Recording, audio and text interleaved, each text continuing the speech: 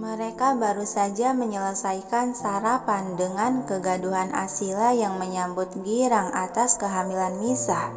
Saat ini sepasang suami istri itu tengah berjalan beriringan untuk menuju kamar baru. "Kamu nggak pergi bekerja?"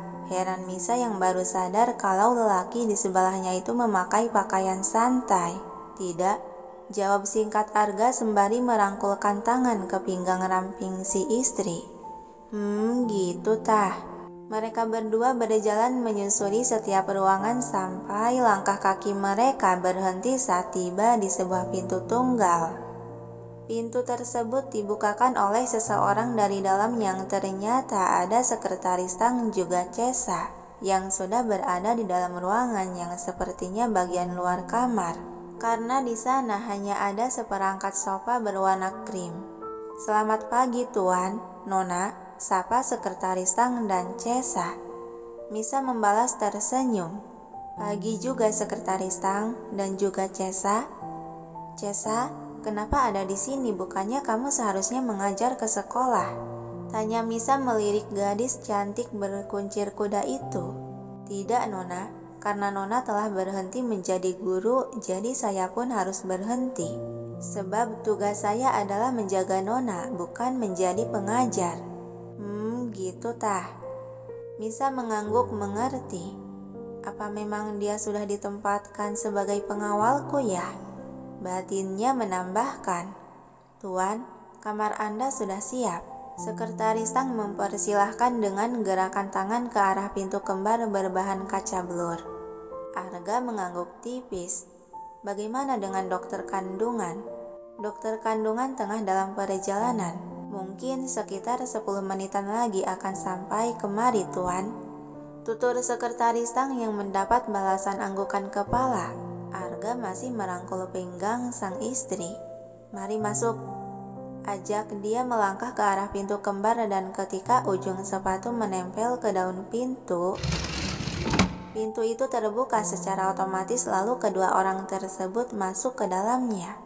"Wah," celetuk Misa dengan kedua mata melebar saat melihat isi kamar yang sangat luas, bahkan lebih luas dari kamar sebelumnya. "Kau lihat-lihat saja dulu. Kalau ada yang tidak kau sukai, bilang saja padaku. Aku akan keluar dulu," kata Arga sambil mengecup sebelah pipi kemerahan Misa dan mengusap lembut puncuk kepala terbalut kerudung itu. Misa hanya bergumam dan mengangguk mengiyakan. Arga berbalik pergi meninggalkan gadis itu sendirian. "Besar banget ya kamar ini, banyak ruangannya juga, seperti apartemen saja," ocehan Misa lalu berjalan ke arah balkon yang lagi-lagi kedua mata dia dibuat berbinar takjub saat melihat taman anggrek kesayangannya ada di depan balkon lengkap dengan kolam ikan hias. Suara pintu kembar bergeser secara otomatis, menandakan ada orang yang masuk ke dalam kamar. Sontak Misa menoleh ke arah belakang yang kebetulan pintu kaca balkon terbuka lebar. Alis dia sedikit berkerut saat melihat ada dua orang berdiri di ambang pintu, dan ada salah satu wanita sebaya Cesa yang terlihat cantik dengan jas putih kedokteran. Wanita itu berambut panjang bergelombang, sangat cantik untuk disebut seorang dokter. "Tuan Arga, apa dia istri Anda?"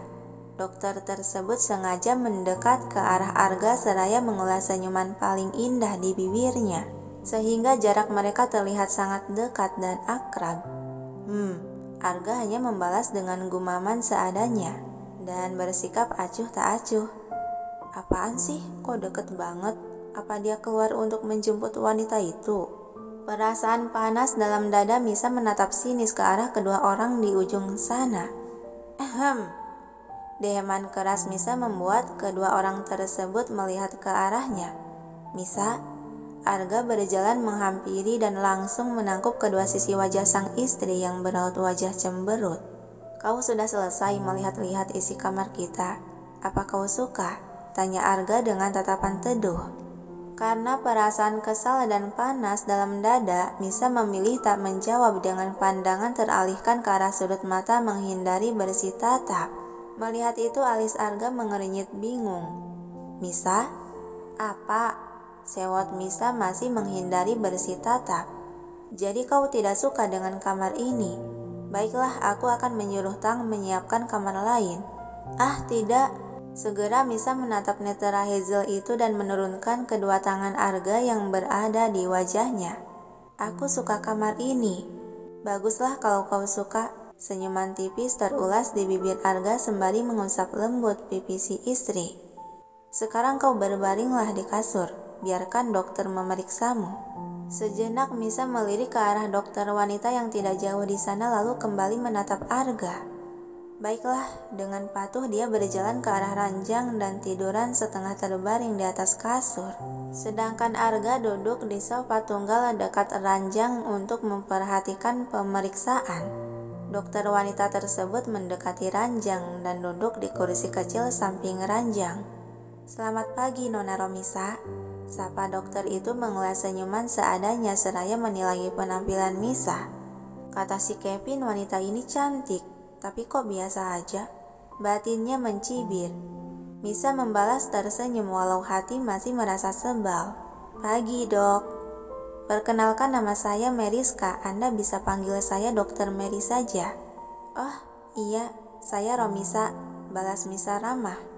Karena saya sudah mendengar tentang Anda dari Dokter Kevin, jadi saya akan langsung melakukan pemeriksaan menyeluruh, kata dokter tersebut sambil membuka tas medis dan mengeluarkan alat medis untuk pemeriksaan.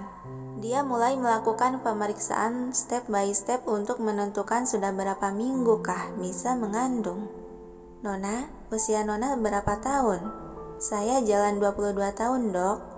Saya kira 17 tahun, soalnya kelihatan masih kecil ya. Banyak yang berkata seperti itu, Dok. Timpal Misa dan tersenyum kikuk. Kau, tercekat Arga menatap dingin ke arah dokter wanita tersebut sehingga menghentikan obrolan keduanya menoleh. Iya, Tuan Arga. Bingung Meriska menatap tanya. Tidak, teruskan saja. Desah kasar Arga membuang tatapan. Berani sekali wanita ini mengatai istriku kecil. Geram dia dalam hati, menahan kekesalan karena teringat lagi saat dulu dirinya juga pernah berkomentar soal tinggi tubuh Misa. Baik, kembali dokter tersebut melanjutkan pemeriksaan. Sedangkan Misa melirik sang suami dan Meriska dengan tatapan memincing curiga. Apa sih? Kok dia mau ngomong gak jadi? Beneran deh, pasti ada apa-apanya di antara mereka.